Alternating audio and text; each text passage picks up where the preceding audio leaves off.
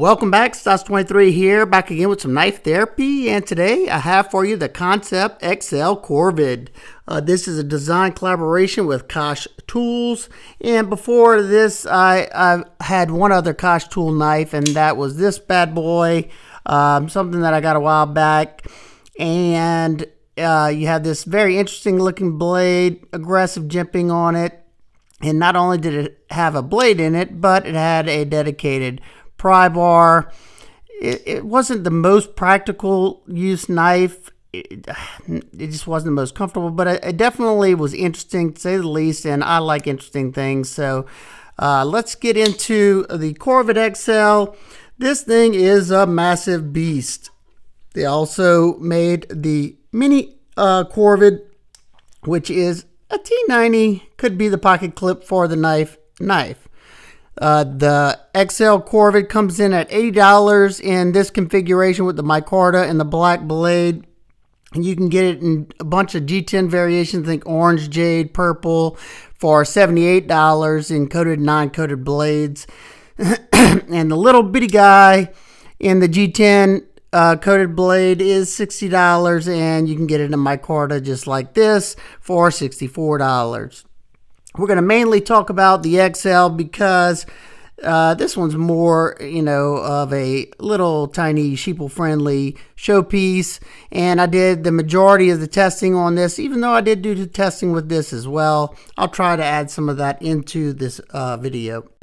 All right, let's take a closer look at this. You have this massive chunk of 154 cm stainless steel that has a very high flat grind on it, coming down to a pretty thin edge. This particular variation of the knife comes down to around 14 to 15 thousandths at the thinnest portion. So this thing's gonna slice well. You can look down the front tip of that area, see how much it tapers down. Now it does have that swedge that gives it the thinner appearance right here, but I mean, you can see by that tip how thin it is. The extra weight of the blade, along with that high flat grind, made slicing easy, and the extra weight also allowed me to have a little fun, do some chopping.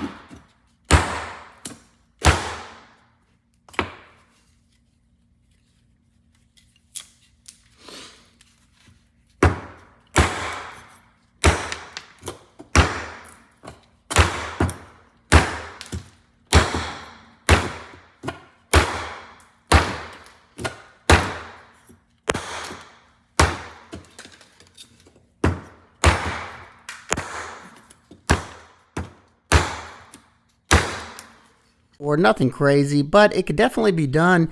I could get some good momentum cuts behind it, and it bit into the wood nice and deep. That front section being thin like that, it was, I don't know, it was fun. It's something, you're buying this for more so fun. It's not going to be a great EDC carry knife. We'll get into that a little bit more later. Also, you have this nice continuous belly. It's not too abrupt, but it's going to be good, if you want to do some, food prep, chopping up some carrots, chopping up some celery, whatever. You can also use that blade in that rocking motion. Those blade shapes, they work fairly well with that. Like I said, it's not the most practical knife, but it's a fun knife. That's what I see the intended purpose of the knife. This full forward finger choil right there, I found was definitely a sweet spot, plus this little thumb indentation if you want to choke up all the way. It was very nice. Even though it does have a row of jimping, it's very wide cut jimping, and that's usually never the most comfortable. And that's something I did notice whenever I was pushing down into the rope and into any of the median I was cutting. I did not find that to be the most comfortable. So I tried to keep back like this, especially doing the cardboard. It's not bad, but anytime you're going to be putting a lot of force behind there, you're probably going to want to overshoot that jimping and come up right here. That way you can get more pressure up into that tip area, unless you're going to be cutting back here, depending on what you're cutting. All right, let's close it up and we'll talk about the action. As you can see, it's a drop shut knife, and no surprise, you have a heavy blade, so it's easy to fall into this handle. It's riding on ceramic bearings and a ceramic detent ball, and I was kind of afraid, being that the flipper is almost underneath the pivot. Usually it's harder to get a knife to flip well like that, but they dialed in the detent nicely. At least the flipper tab is in the right direction. It's facing that direction, so it's comfortable. And once you break that detent, that heavy blade just flops around like crazy, and it's very nice action.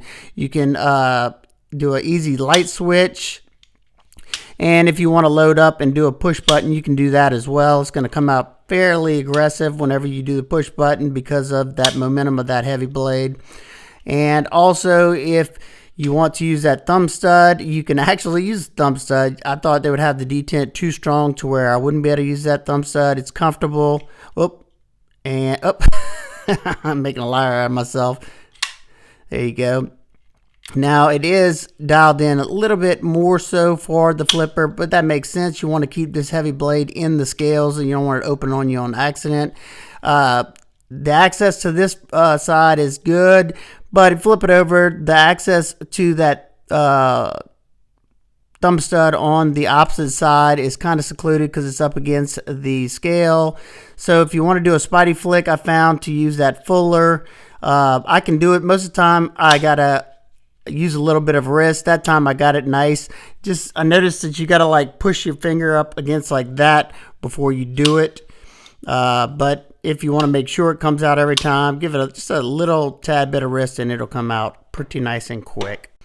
All right, let's close it back up and take a look at the scale area. Your hardware is black coated, T8 everywhere except for the pocket clip. It is T6. You do have a large lanyard hole right there, which in a big blade like this, it makes sense, like I said, especially if you plan on doing any chopping with it. It would be a good idea to tie a lanyard around there and wrap it around the hand to where you have a nice secure grip to where the knife isn't going to come flying out your hand. The chopping that I did, I was lightly chopping. I would grab like that, put my finger like that, and just, flick the wrist. I wasn't putting a lot of force into it to where the knife would come flying out of my hand. Let's take a look at the scales. You have a natural canvas micarta scale on here. It's smooth to the touch. It does have some grippiness to it. At least they didn't polish it. That's something I usually don't like as far as getting a good texture grip to it, but you don't really feel the furriness of the material underneath the scale.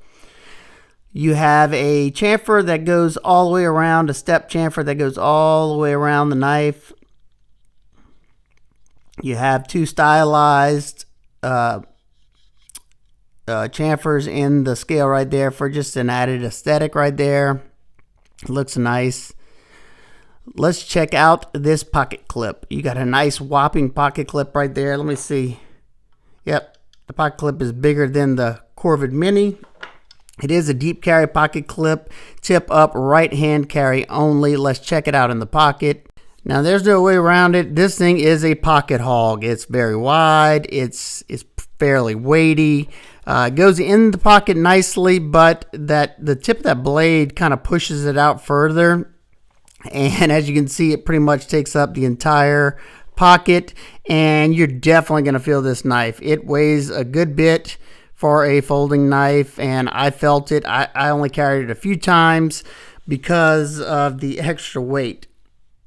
Because of that extra heft to this knife, this is probably going to be a dedicated truck knife.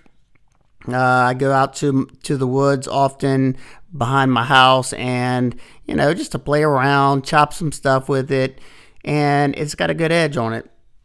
Also, if it's not going to be in the truck, it'll probably be in one of my backpacks, just because it's the easiest method for me to carry.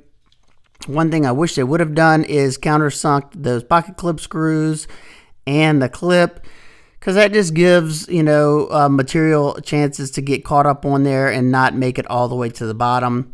Even though this knife, I didn't really have a problem with that because of the weight forcing it down into the pocket. Speaking of weight, let's check out that weight. First in grams, 226 grams. In ounces, 7.97 ounces. So you're definitely going to feel it.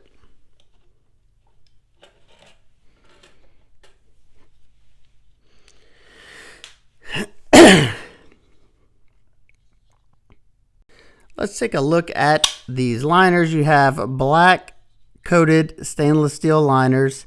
They have been heavily skeletonized all the way through, as you can see on that top section. And let's see if you can see it on this right here. And on the bottom, you also have some spots in there that have been milled out to try to save weight as much as possible. And they did a decent job, because that's a big old hunk of 154 cm there. You have these 3 hourglass standoffs to give you that added strength toward the back and that side-to-side rigidity. Very nicely done there. Your lockup, you're not going to be able to really see it, but the lockup is sitting at around 40%. I don't know if you can see it there. And this thing is a bank vault. I mean, no play, I cannot muscle any play in any direction. And just listen to this lock whenever it opens up. Just listen to this. Yeah, this thing thwacks open with authority. The access to the lock bar is nice because of this cutout. This sits a little bit high. The lock sits a little bit higher, and it has a nice little chamfer there. I'm glad they did that, because they did add extra lock bar pressure because of being such a big knife. I think you could get by with doing some hard use tasks with this, and it would be just fine. The lock didn't move at all whenever I was doing the chopping. If you have a weak lock, usually that lock will want to work all the way over, and I did not have that problem, and the knife did not loosen up on me at all.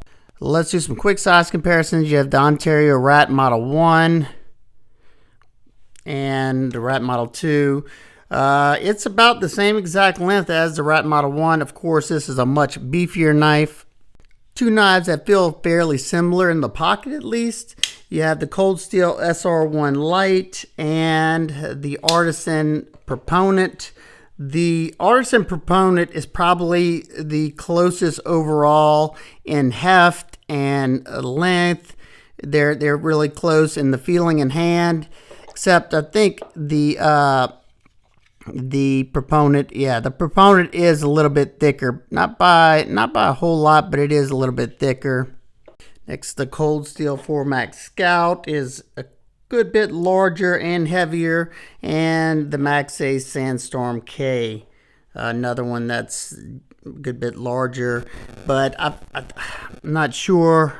I think the Corvette is heavier than the Maxxis.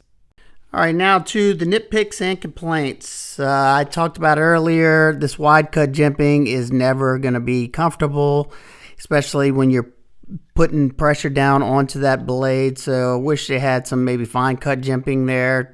That would have been a lot nicer, in my opinion. Also, whenever I was doing the cutting, I noticed that whenever I was bearing down on this handle that this step chamfer they have going all the way around has two hard edges, and only in certain cuttings I noticed it and felt it. Hopefully y'all can see that. It's not one to focus, it's one to focus behind me, but it's not sharp, but when you bear down on it, you're gonna feel it. I wish they would have kind of knocked that down, because it steps and then it has another edge right down here at the bottom. And lastly, I wish that the clip screws were countersunk along with the pocket clip. just so you didn't have to worry about it. But like I said, the heaviness, the weight of this knife alone will pull it all the way down to the pocket if it does get stuck right there. So it's not that big of an issue.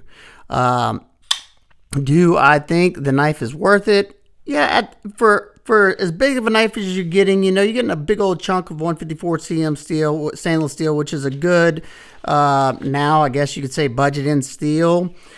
$80 I don't think is out of range for a micarta knife either.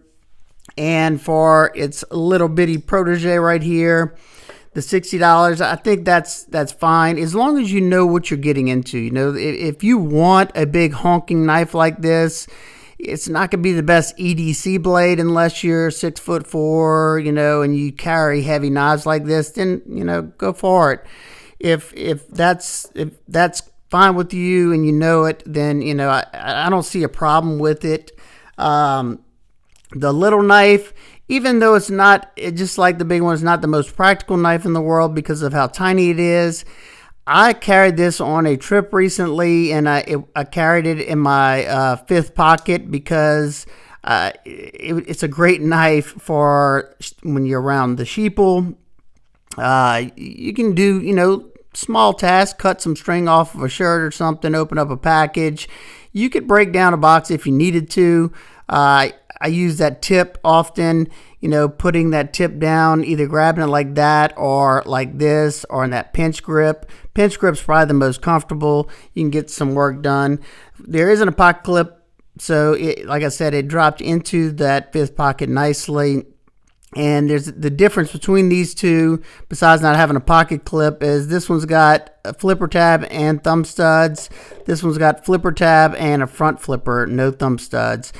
I can sometimes use that front flipper. It's not the easiest for me. And even that flipper, you got to really pinch the scales like that to use it. It does have good action though. That said, I found myself just pinching the fullers like that and opening it up. Definitely a fun little knife, but like I said, they're both not the most practical in my opinion. I enjoy them, and sometimes that's enough for me. I mean, this knife right here is a honking beast, but I bought it because it put a smile on my face. Days like today when I'm in a lot of pain today, and I did not want to do this video, but I knew doing it would kind of help me out because y'all are awesome. Y'all help me out more than y'all know. So, it's days like today that this knife put a smile on my face. So there you go. If you have any questions, comments, concerns, please leave them out below. We will be giving away one of these large Corvette XLs. What I'm gonna do is, I think maybe on my next video, before the video starts, I will do the picking. I'm not sure. I still would love to be able to do it on a live stream, but it's kind of hard right now because everybody has those taken up. All right, guys and girls, I hope everybody's having an absolute amazing day. I will see y'all on the next one.